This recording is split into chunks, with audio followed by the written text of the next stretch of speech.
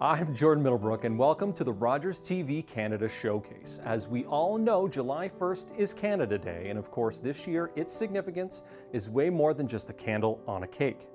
This year, Canada turns 155 years old. Over the next hour, join us as our Rogers TV stations across the country shine a light on the diversity of the people that call our country home and the unique places ready to be discovered in our own backyards. This day is an opportunity to reflect on our values, our past, and our future as a society. So sit back, relax, and oh Canada, do we have a show for you.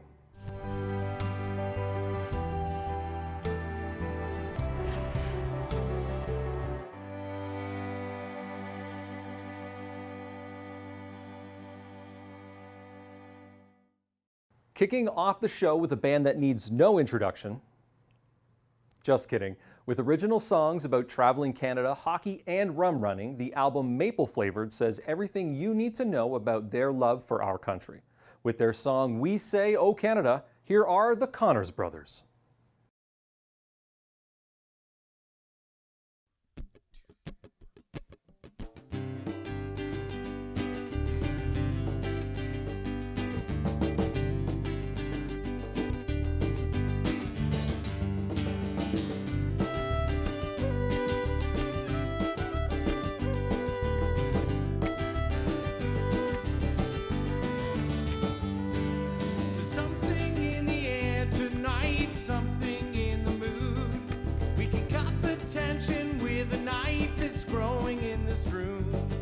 When the anthem starts and the fans all stand, anticipation grows. When the singer hits the climactic note, passion that we know. We say oh, we say oh, we say oh, Canada.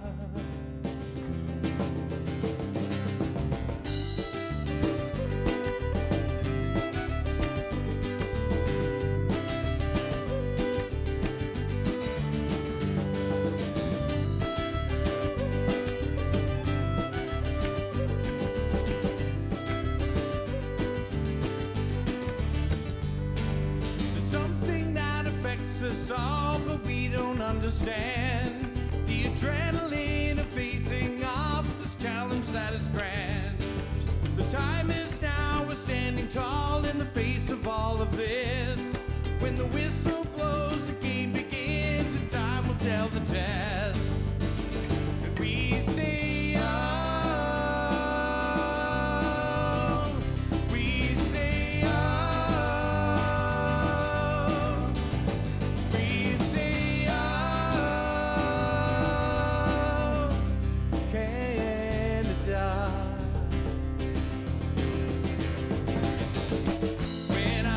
Out there and I hear the crowd, that's when I dig deep down, gonna make them proud.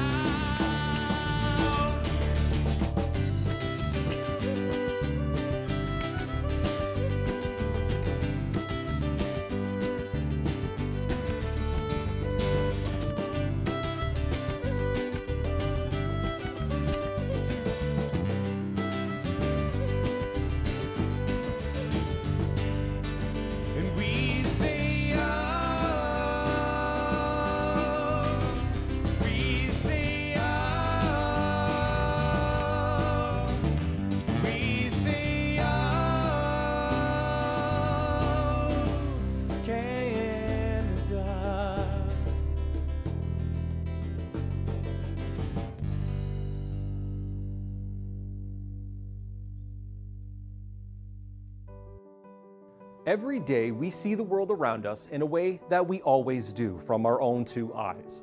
In this short narrative piece, we take a look at how a slightly different perspective can change how we see the country.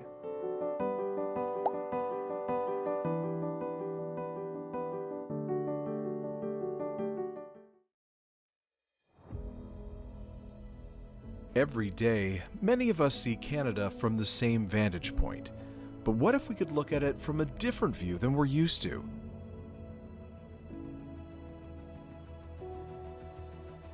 Maybe it's that bridge you've driven over every day.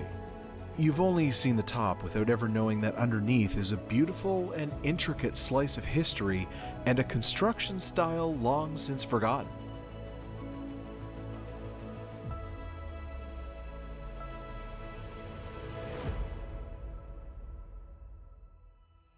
Maybe it's that sight from history that you've seen out of the corner of your eye but never took the time to visit, to learn what generations before you did when the world was in crisis.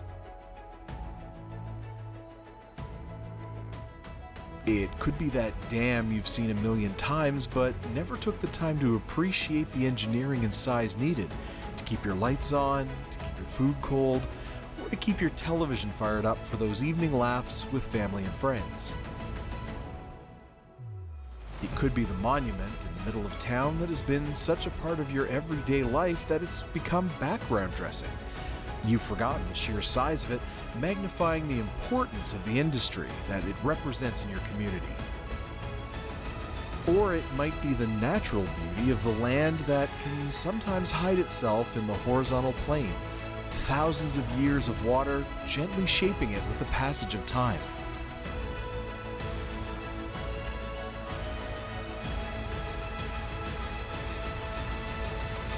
Canada is a beautiful country, and it's sometimes easy to forget that when we only look at it the same way every day. It's a majestic and vast swath of unceded territory, shared amongst its residents and admired by its visitors.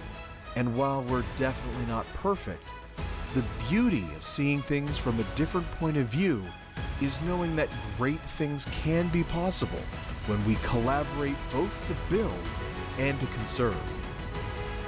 So the next time you're out somewhere that you've seen many times before, take the time to climb that hill, stand on that bridge, or read the signs to take it all in with an open mind and even wider eyes. Because this country can only get better when we're not seeing things through the same narrow view.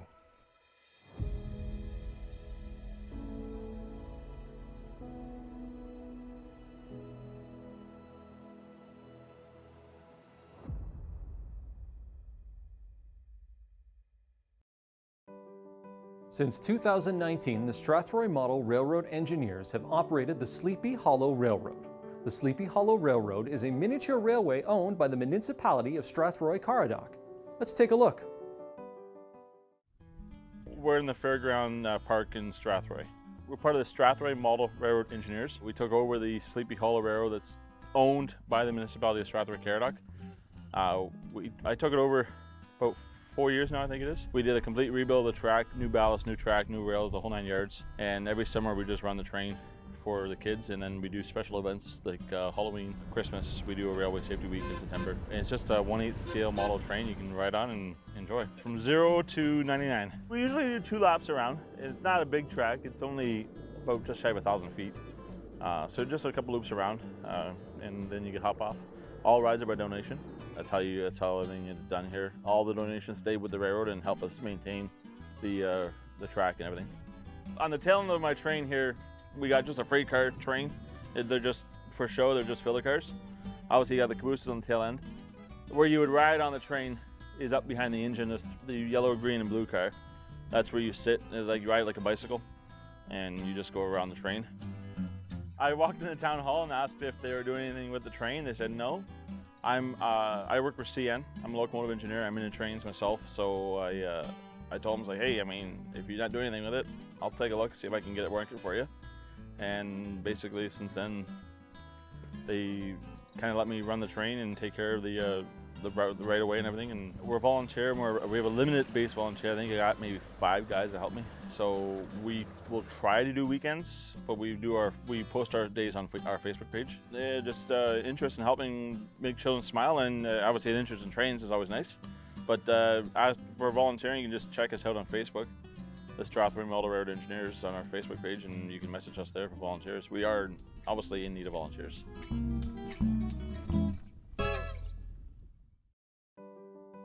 Located in the heart of London, Ontario, and opened in 1877, Labatt Park is a gem of the city and currently serves as home field for the London Majors, Western Mustangs, and the Fanshawe Falcons. Also, the world's oldest consistently operating baseball grounds. Now that's a home run. Labatt Park is located at the forks of the Thames River in the heart of downtown London, Ontario. The park started life as Tecumseh Park in 1877. Labatt Park holds the distinction of being the oldest continually operated baseball grounds in the world. In 1994, Labatt Park was designated a historical site by London City Council. The park suffered the first of many floods in 1883, which saw the park's grandstand and seating destroyed. The ballpark would be renovated later that year. The grandstand was rebuilt and the baseball diamond was realigned. The original home plate was in present-day center field. The new location of home plate was moved to where center field was in the original diamond layout. The home plate would now face east towards downtown London. In 1937, the park again suffered a major flood. Labatt Brewing Company, which at that point owned the land, donated $10,000 to rebuild the grandstand and fix up the clubhouses. Labatt at that point deeded the land to the City of London. Professional baseball has graced the park over the years. The two most popular versions came in 1990 and 1999. In 1990, the Detroit Tigers relocated their Double-A team to Labatt Park. Again, the ballpark underwent a renovation with major upgrades to lights, clubhouse, dugouts, concession, and it marked the first time an electronic scoreboard was installed at the ballpark. During the Double-A Tigers' time at Labatt Park, the park's head groundskeeper, Mike Regan, won the 1990 Bean Clay Award for Best Natural Grass Field in North America. The Tigers won the Eastern League Championship in 1990. The team relocated to Trenton, New Jersey in 1993 as the owners cited declining attendance as the reason. In 1999, the park would become home to the London Werewolves. The team played in the American-based Frontier League. The Werewolves would win the Frontier League Championship at Labatt Park in 1999. The following season, during the home opener, Ontario-born Brett Gray would make history. Gray struck out 25 batters in a single game. The park over the years has been used for more than just a baseball diamond. At one point or another, the park has hosted bicycle racing, soccer games, football, track and field, wrestling, professional wrestling, boxing, political rallies, show jumping, the RCMP musical ride, and was famously the venue for a 21-gun salute to Queen Elizabeth II during her visit in June of 1997. The ballpark has seen its fair share of famous baseball players pass through. 4 players of note are legendary pitcher Satchel Paige, who is in the Baseball Hall of Fame, Londoner George Gibson, who played in the major leagues for 14 years, 12 with the Pirates and 2 with the New York Giants. George would win the World Series in 1909 as his Pirates beat Ty Cobb's Detroit Tigers. Gibson would go on to manage the Pirates and the Chicago Cubs. Gibson was elected into the Canadian Hall of Fame and was inducted into the Canadian Baseball Hall of Fame in 1987. Gibson was elected into the London Sports Hall of Fame in its first class in 2001. Frank Coleman is another baseball player who played in London. Coleman is also credited with founding London's minor baseball system. Coleman founded the Eager Beaver Baseball Association in 1955. Coleman played in the major leagues for the Pittsburgh Pirates from 1942 to 1946, and then played for the New York Yankees from 1946 to 1947. While with the Yankees, Coleman's roommate was Baseball Hall of Famer Yogi Berra. Coleman entered the Canadian Baseball Hall of Fame in the class of 1999 and was inducted into the London Sports Hall of Fame in 2005. Last, but certainly not least, is Chatham-born pitching legend Fergie Jenkins. Jenkins was the first Canadian elected into Major League Baseball's Hall of Fame in 1991. Jenkins was the first Canadian to win the NL Cy Young Award, which is given to the best pitcher in each of the two leagues.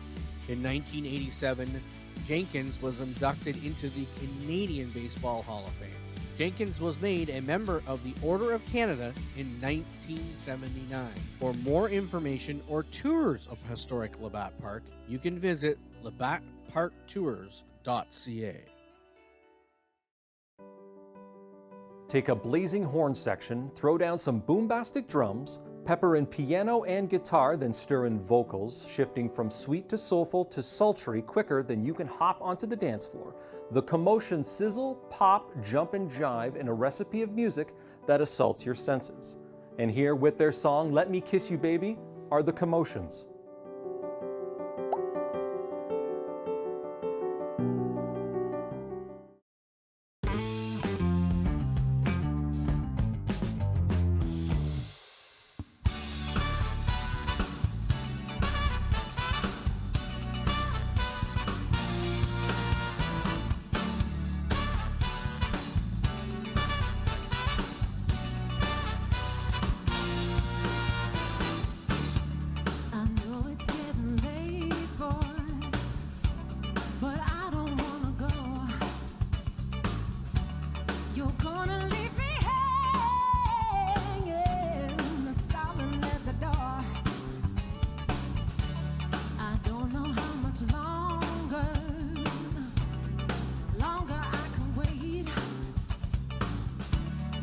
You to make your move, babe. You're gonna make me beg. Before you go reaching for the keys, better cut now, bugger up. I'll sweep you off your feet. Let me kiss you, baby. Let me hold you tight. Will you think I'm crazy if I make the move tonight? Let me call you sugar. All I want is you. I can wrap you around my finger.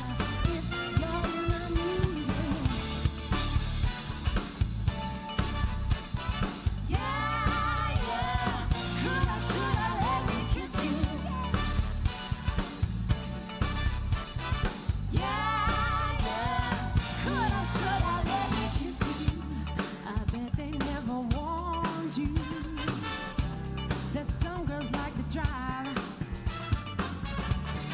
Choose a route that keep you guessing and take you for a ride. I don't know how much longer I can wait for you to make your move, babe. You're gonna make me beg. Before you go reaching for the keys, better come now, brother up. I'll sweep you off your feet. Let me kiss you, baby. Let me hold you tight. Will you think I'm crazy if I make the move tonight? Let me call you sugar. All I want is you. I can wrap you around my finger if you're in the mood, baby. Yeah, yeah. Could I, should I let me kiss you? Yeah.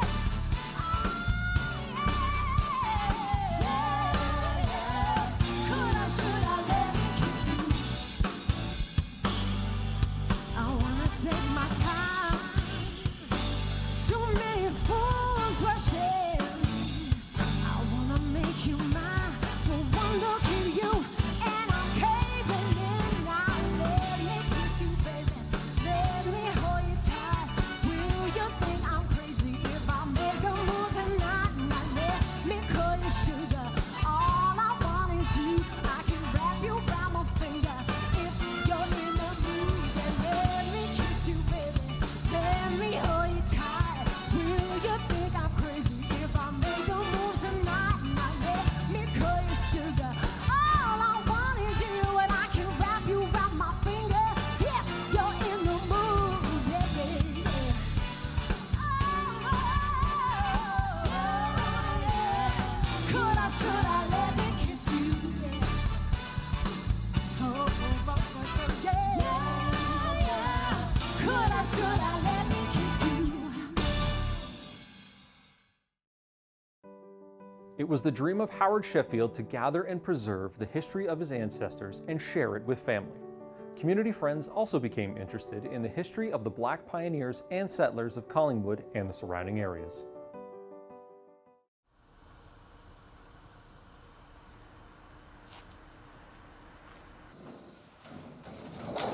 Sisters Sylvia and Carolyn Wilson are the owners and curators of the Sheffield Park Black History and Cultural Museum situated in Clarksburg, Ontario. The sisters are carrying forward a legacy with the museum that began with another family member's vision. Uncle Howard Sheffield, had a dream and a vision someday that we'd have a museum, and that he thought that our history should be told and shared in the community. Who we are and how we got here into Collingwood. And one time he found little tin plates of pictures, and he was showing it to my sister, and Sylvie was saying, who are these people on these little tin plates? And Uncle Howard knew the names of our ancestors. So we had them enlarged, put up displays in our church, and the community came in to see Black history and who these families were. The museum hosts 17 themed buildings on the property, each one containing various artifacts and exhibits relating to the Black history experience in the Collingwood area. The journey begins in the main building. A lot of times when people come looking for Black history, they think history just started on the Western Hemisphere. Once the Africans were put on the slave ships and brought over, that's when our history started. We like to tell them the story began in Africa. So when you walk in, you come into Egypt, where ancient history began. And the things that we enjoy today are because of Black pharaohs, Black queens, Black kings in Africa. So when we start with who the Africans were before they were enslaved, it's eye-opening, it's thought-provoking, and people are just amazed that this is Black history. Some of the museum's artifacts and displays tell a story of a journey in chains that took place during a very bleak period in history. Particularly the slave area, the plantation area, and seeing some of the shackles and the collars, and most visitors will say, man's inhumanity to man. And oftentimes they're unable just to walk by that display or to see this really actually happen to a people.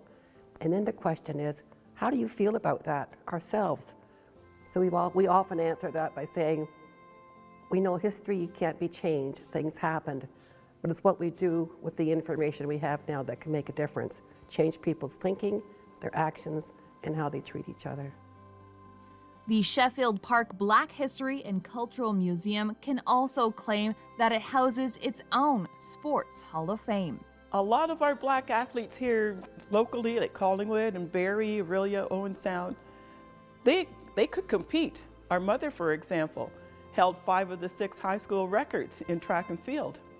And when it came time for the Tud Hope Collegiate Championships, she wasn't allowed to go because of her color. And I think they were afraid that she'd win. But 60 years later, she was inducted into the Black and Gold Society of CCI. Howard would be amazed. He'd be very grateful for my sister, not saying myself, but our family, our people, and our friends. And he would always say, don't forget the people, those who have helped you get this far. Take them further and carry them with you, and they will carry on. He'd be very proud of this to see this today. It's everybody's history.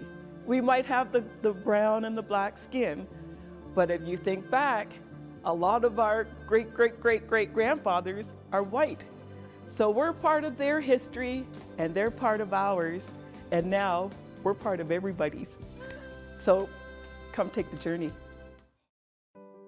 In Indigenous history, corn, beans, and squash are called the Three Sisters. Many Native American tribes utilize this special trio because they thrive together, much like three sisters.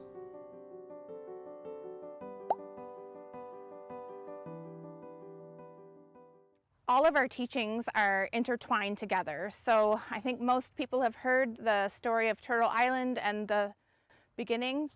what a lot of people don't know is that we follow the moon cycle, and on the back of a turtle, it's partitioned into 13 sections. Each of those sections represents one of the moons. So right now we are in what's called the planting moon. That's why we do our planting ceremonies at this time. We're going to be planting what's called the Three Sister Garden. So it's 3 plants that are intertwined together. We have corn, we have beans, and we have squash. So the corn is going to be planted in the center, and you put it in the center and it grows tall. The beans then grow around, and you train them to circle around the corn. It helps the beans to grow stronger, but the beans also then hold the corn steady so that it doesn't waver in the wind as well. So the two grow together. The nitrogens from them also help to fertilize the soil. We then put squash on the side of the mounds and train it to go around in a circle. That helps shade the mound, so it helps shade the beans when they're small, so when they grow. And then if you've ever planted squash before, you'll know it can take legs of its own. So you train it to go into a circle around and around, and then it keeps the mound steady as well, which then helps support the beans and it helps support the corn as well. One of the things that we do is we make a traditional dish. It's called the Three Sister Soup. And so you mix all those ingredients together with some stock, and it helps you, has all your nutrients in there. You have your protein, you have your carbohydrates, and you have your vitamins, all from the 3 plants to help you grow together.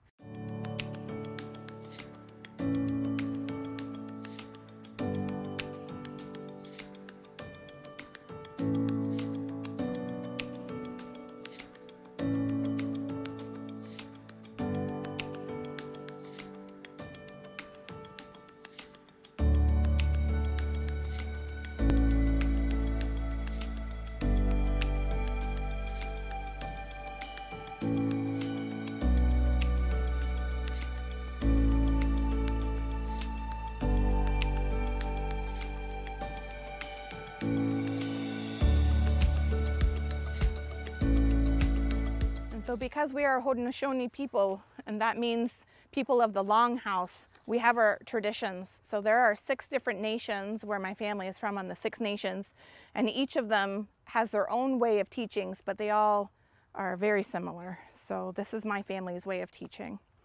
So the first one that we plant is the corn. So I'm just going to place the corn on each of the mounds to start, and then we'll go from there. So this is a sweet corn. And I just want to mention that the Alton Garden Center was kind enough to donate all of the plants for us today, so we didn't have to start from seedlings. And then the next plant that we are going to be putting around is going to be the green beans. So traditionally the beans were grown and you could only eat the seeds. You couldn't eat the pods, but these are, as times grow on and they change the plants a little bit, you can eat the pods of these green beans now as well. But we used to dry the beans, and some places we still do, dry the beans, and then you can keep them all year round as well for nourishment. So we have the beans, and they'll grow in the circle and up the corn. And then we have the squash plants. So it's a winter squash, or also sometimes known as a butternut squash that we choose. And it's also really easily dried, and when you dry it, it turns out very sweet, almost like candy. And so it's a nice treat to have throughout. So you plant 2, one on opposite sides, and then train them to go around in a circle.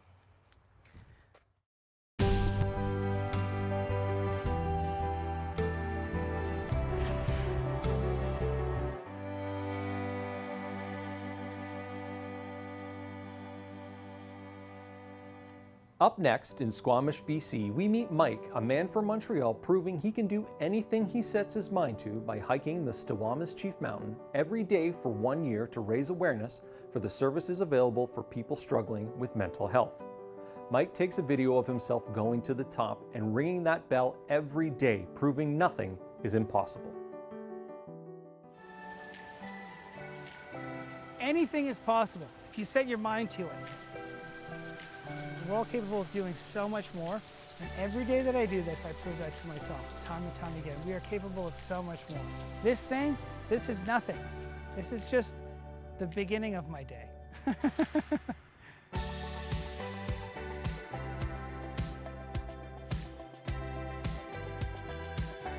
My name is Mike, and I'm hiking the Chief every day for a year. The Chief is Canada's largest sheer cliff, and it's located just outside of Vancouver, British Columbia. A lot of people come up here. It's the hardest hike of their life, and it normally takes anywhere between 45 minutes up or 4 hours. There's about 5 minutes left. Yeah. So every day I climb about 145 flights of steps. So if you imagine that to be a building, by the end of the year I will have reached the 50,000th floor. But you got to keep in mind I go up and down. So by the end of the year I will have reached 105,000 flights of steps climbed. I'm hiking the Chief every day for a year to raise awareness for the social services that are available to people suffering from mental health issues. One phone call changed my life and set me on a path towards getting better. I was suffering from some severe mental health issues related to some head trauma that I've occurred in my lifetime. I've had about 20 serious head injuries in my lifetime, living a pretty rough and tumble lifestyle. And at some point everything got pretty overwhelming for me. So one phone call to Vancouver Coastal Health put me in contact with somebody that pointed me in the right direction towards starting to get help. So I started this off with the intention of just getting going and letting everything else figure itself out as I go. I didn't have the right footwear, I didn't have the right outfit, I didn't have the right anything. But I didn't let that stop me, and I just started in skate shoes, my Vans skate shoes and my Vans ripped denim shorts, and it seems to be working out for me. I think the Chief helps me every day because it simplified my life in a drastic way. It's the hardest thing I can do. It puts me directly in nature, deep in my thoughts and in meditation, giving back to my community, and sharing space with people going through the exact same struggle. And it's a wonderful thing. Well, enchanté, have a wonderful day.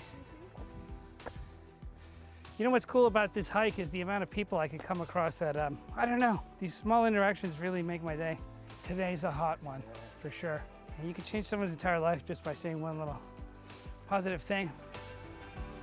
Funny thing is, on the third day of me doing this, someone said to me, "That's not sustainable. You doing this for a year seems impossible."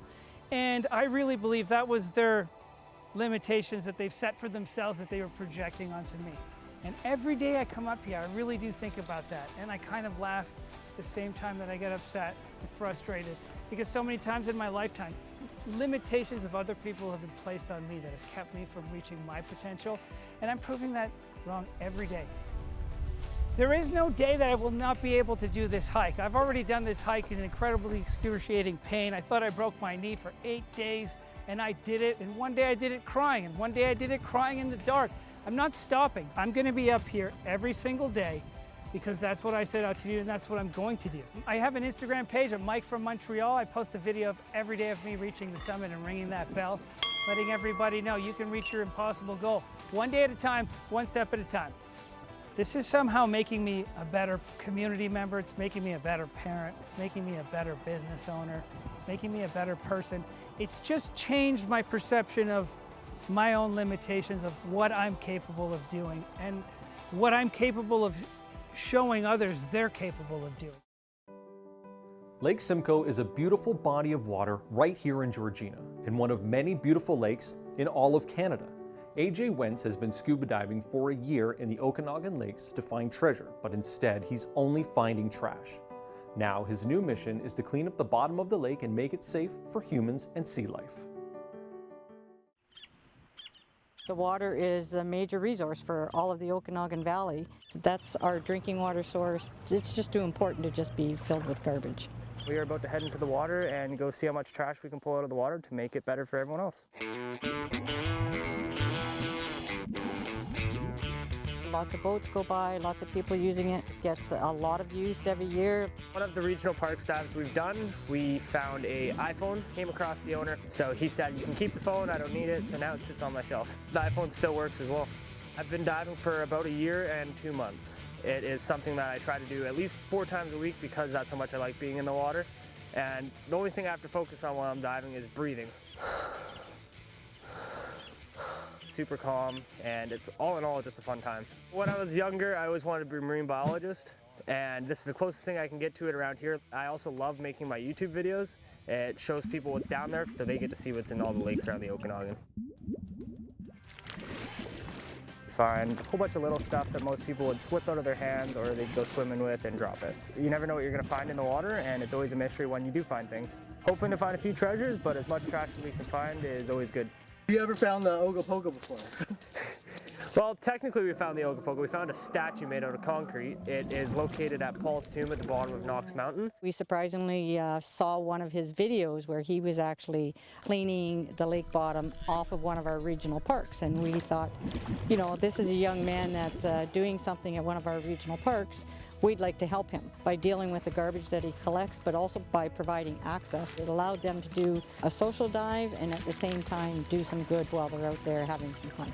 We're mainly doing it to keep it safe for little kids that would be swimming. Kids can step on broken glass, broken cans, anything of that sort, and we just don't want that to happen because it's not fun. Keep everything out of the water as best we can. Protects the fish habitat because fish can get stuck in the bottles. Bottles I've pulled out of the water, I have actually found fish still inside of them. The more we get out, the less fish get stuck and die. Garbage in the lake nobody can see unless you are a diver, so it's really important to tie into divers like AJ. I struggle finding people to dive with on a regular basis to continue doing what I want to do, and that's keeping the lakes and everything clean and get people out there and doing something different. My future thing would be to do diving full time and constantly be in the water every single day. Don't throw your cans and bottles into the lake. I get that it's out of sight, out of mind, but we have to go in and clean it up, and it's affecting the habitat that we only have one chance to keep clean, and you guys are destroying it.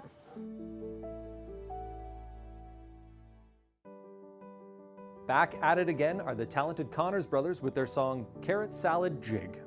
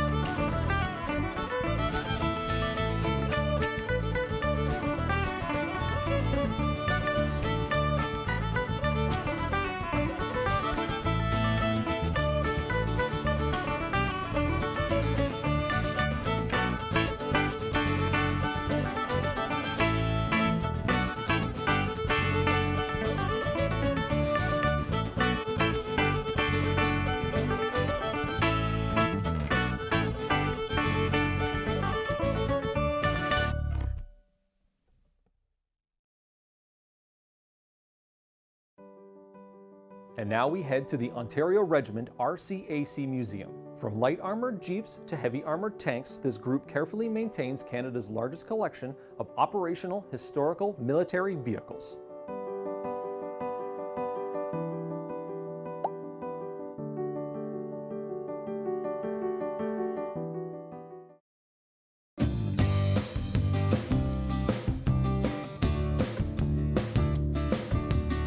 Here at the Ontario Regiment Museum, we maintain, restore, and operate one of the largest collections of military vehicles in the world. All of this equipment actually moves, it operates, and people can experience living history. You can smell, you can see that this is a different type of museum. The tanks actually have mud on them from demonstrations. It smells like a tank hangar, and it's a tank hangar experience.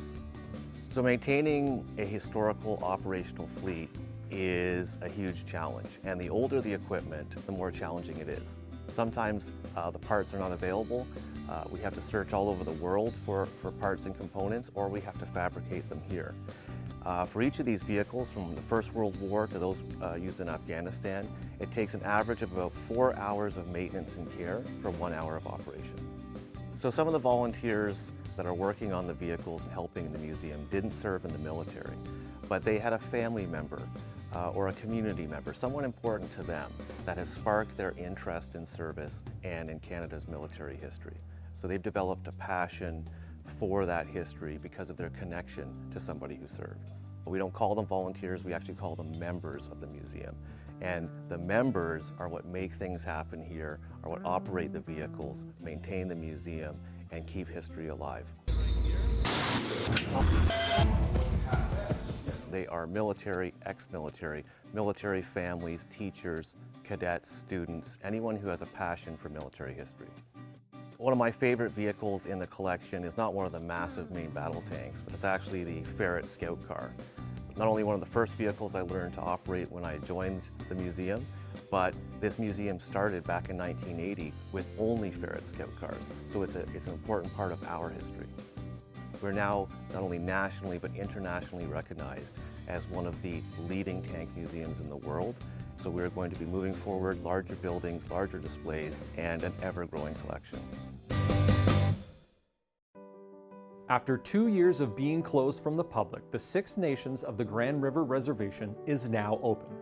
The reserve features many summer attractions as well as historic cultural facilities that all can enjoy. Six Nations of the Grand River is situated just 20 kilometers outside Brantford, Ontario, and 35 outside Hamilton. Demographically, the reserve is the largest in Canada with over 27,000 members, 12,800 of which live on the reserve.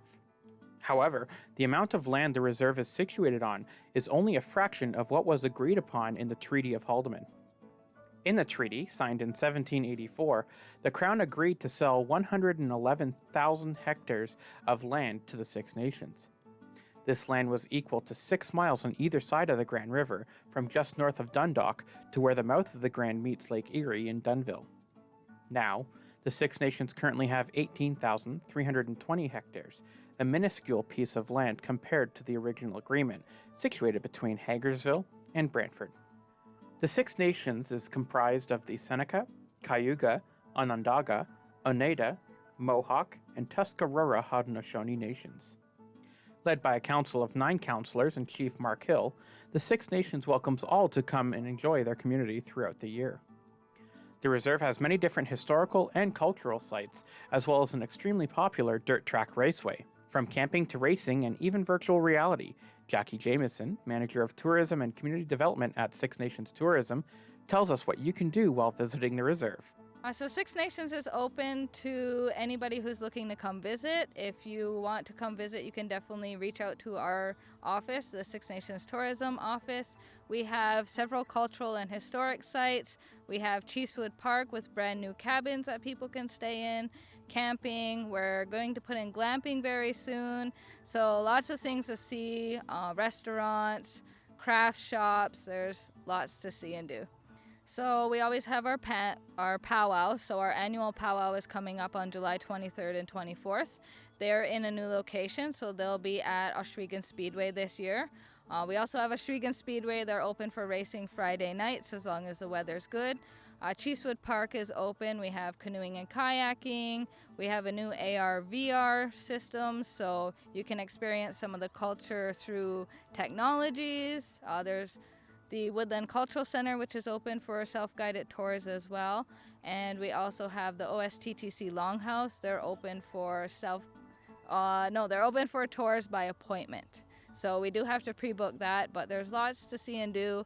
And then our shopping and our restaurants are just open during their hours, ready to welcome anybody. Chiefswood Park does have some snowshoeing programming and different things like that, but it really does depend on the weather. We are open, it's just a little bit different in the winter. Yep, so Chiefswood Park has an open boat launch. There is a fee to use our boat launch, but you can come and launch your own boat. We also have canoe and kayak rentals here as well. And we do some programming around the canoeing and kayaking. So we do dawn paddles, dusk paddles, and then moonlit paddles as well. I would just like to say that we're open, we're welcoming everyone. We'd love to have you come and experience Indigenous tourism, especially authentic Indigenous tourism. It's becoming really popular within Canada, and we're just welcoming you here. Any questions you have, please call our office. We're very open to answering any questions that you may have, and we just hope to see you here this summer. Ohsweken Speedway is a great way to get your need for speed for the entire family. Every Friday throughout the summer, the racetrack has thousands of spectators from all over Canada and the US experiencing the rush and adrenaline of dirt track racing. The races are live on YouTube at GeForce TV with coverage all year round. As we slowly return to a new normal while in the COVID-19 pandemic, take the time to visit your local Indigenous communities. Learn and enjoy their culture, read and reflect on the history, and remember to always take the time to listen. Visit sixnationstourism.ca and sixnations.ca to read all about the different opportunities to learn about the community. Follow Six Nations Tourism on Facebook and Twitter. You don't have to be from the area to enjoy the Six Nations. The reserve is just a stone's throw away from Hamilton International Airport, and they would love to have you. Thank you for watching. Carla Fitzsimmons explains that Kitchener is the perfect place for Canadians looking to get their daily steps in. The city has created trails that connect foot commuters with nature and popular landmarks. Count your steps and count the birds. Pack a good pair of walking shoes if you're coming for a visit to the city of Kitchener. It's known for its walking trails. The Iron Horse Trail is used by more than 250,000 people every year, connecting to key areas within Kitchener. For those that use this passageway, it connects to the Ion light rail transit system, on-road and off-road cycling routes, parks, and open spaces. The path takes you to downtown Kitchener. It links Kitchener to the city of Waterloo. The name Iron Horse Trail reflects the industrial heritage of the trail, built along the former rail corridor. There are several artifacts of historical interest along the path. The trail also forms part of the Trans-Canada Trail. The trail is a multi-use trail. Asphalt spans the length of it and receives year-round maintenance. Another popular trail is the Walter Bean Trail, running for more than 25 kilometers through Kitchener, linking Kiwanis Park in the north to Dune Valley Golf Course in the south. The Walter Bean Trail is an epic trail adventure. It runs along the Grand River. The trail is named in honor of Walter Bean, a local business and community leader who inspired the vision of creating a continuous pathway along the Grand River and through Waterloo Region. The idea was to allow everyone to enjoy its scenic views. For those who are looking for a different view of the Grand River, there are 4 public canoe launches along the trail. Kitchener plays host to 7 popular trails. For more information on each of these trails and maps, visit the City of Kitchener website for more details. A river runs through. Picturesque, tranquil, words often used to describe the Grand River. The Mohawk also refer to this body of water as Willow River, for the many willows in the watershed. It is the largest river that flows solely within southern Ontario's boundaries. From its source near Wareham, Ontario, it flows south through Grand Valley, along Waterloo Region, Brantford, and Cayuga before emptying into the north shore of Lake Erie. One of the most scenic and spectacular features of this river is the Falls and Gorge in Elora. In Waterloo Region, the river keeps its wilderness feel despite flowing through 3 cities. It plays host to many summer activities. There are a number of trails along the Grand River, offering some of the best cycling and hiking opportunities in the area. Spring, summer, fall, or winter, your adventure awaits. Discover the beauty of the Grand River. Carla Fitzsimmons, Showcase Canada, Kitchener. Born in Ottawa, alt-pop artist V came to prominence in 2018 with her debut EP, Blackwater. The singer-songwriter spent her childhood in Qatar and began crafting moody music from her bedroom after moving back to Ottawa in her early teenage years. Drawing her inspiration from heartbreak and hardships, her vulnerable lyrics are known to resonate deeply with others.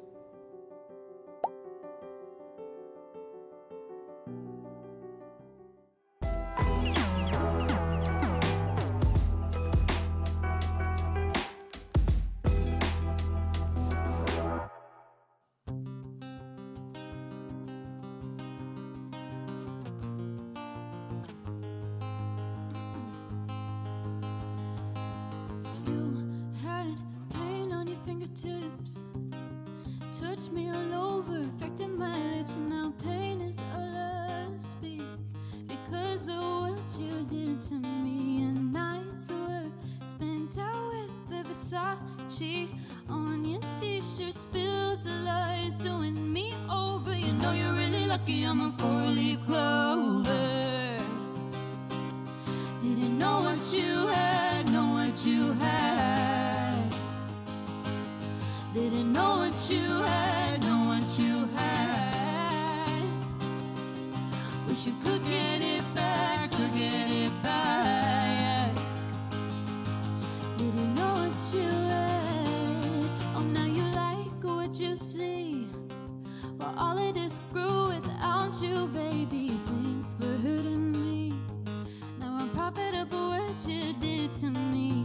It's been 2 years later, you're still an instigator. Sent love to my mother. You know you're really lucky I'm a 4-leaf clover. Didn't know what you had, know what you had. Didn't know what you had, know what you had. Wish you could get it back, could get it back. Didn't know what you had. You know you're really lucky. You know you're really lucky. Yeah, yeah, yeah. Know you're really lucky. You know you're really lucky I'm a 4-leaf clover. Didn't know what you had, know what you had.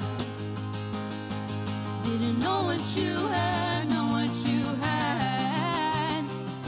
Oh, wish you could get it back, could get it back. You know you're really lucky I'm a 4-leaf clover. Performing Give Us Hope and ending our cross-country showcase is the amazing Shalloway Youth Choir of Newfoundland and Labrador.